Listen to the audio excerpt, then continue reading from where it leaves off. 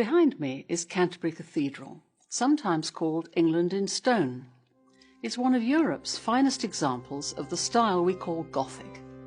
But what if I told you that pretty much every architectural feature in this cathedral, built incidentally by the Norman French, with stone brought in specially from Normandy, had its origins in the Middle East and the Islamic world? It's the same with Notre Dame in Paris. When it caught fire in 2019, the world was transfixed, and the French suffered a nationwide outpouring of grief.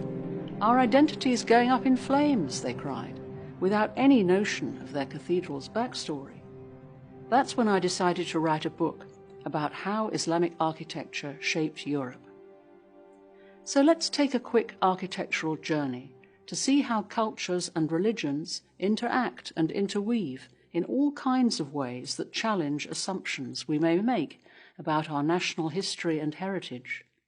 We can trace ideas and styles as they passed from vibrant Middle Eastern centers like Damascus, Baghdad, and Cairo, to enter Europe via gateways like Muslim Spain, Sicily, and Venice, through the movement of pilgrims, bishops, merchants, and medieval crusaders.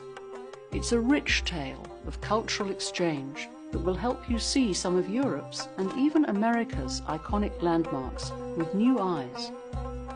We'll start with the Twin Tower cathedral style so familiar to us from Canterbury and Notre Dame in Paris. The first church in that style dates from the 5th century and still stands on a remote hilltop in war-torn Syria.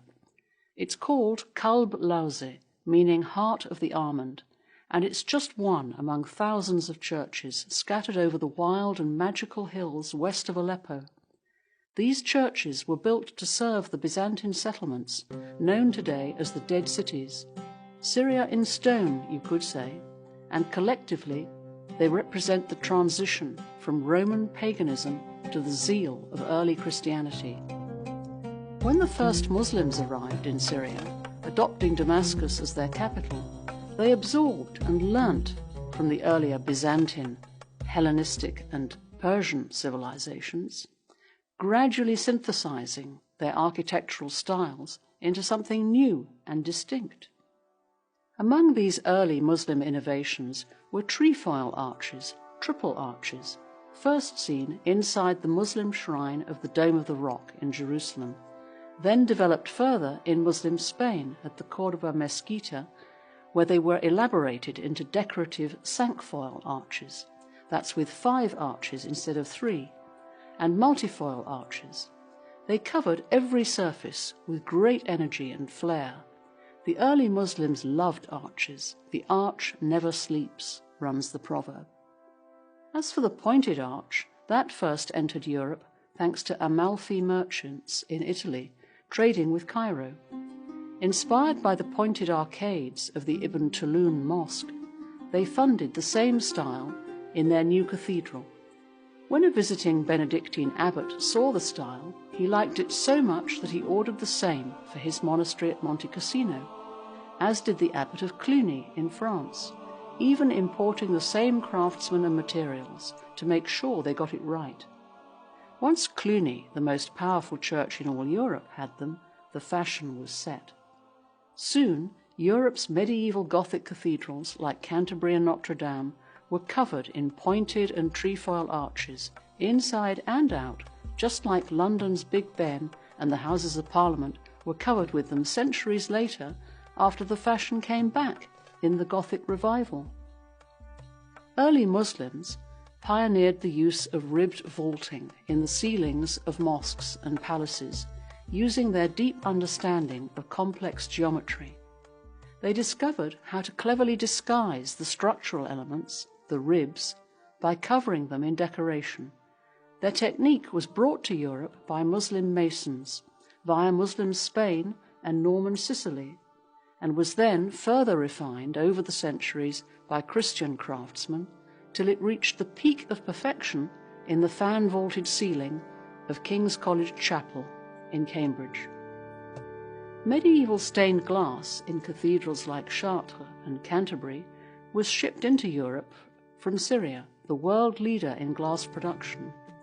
Venetian glass recipes specified cinders of Syria to give the best quality and luster, while Venetian craftsmen learnt from Syrian techniques. The concept of heraldry originated on the plains of Syria, where crusaders first saw Saracen knights on horseback holding jousting tournaments, and the fleur-de-lis, now universally recognized as the national symbol of France, appeared for the first time as a blazon for the Muslim ruler Nur ad-Din. Christopher Wren, England's best-known architect, wrote that what we call the Gothic style should rightly be called the Saracen style. He even explains how he used Saracen vaulting in the dome of St. Paul's Cathedral and why it was the best. That's why the cover of my book shows the interior dome of St. Paul's. It's also the reason behind the title, Stealing from the Saracens, a deliberate double irony, a play on words based on the derivation of Saracens, Sarikin, meaning thieves in Arabic.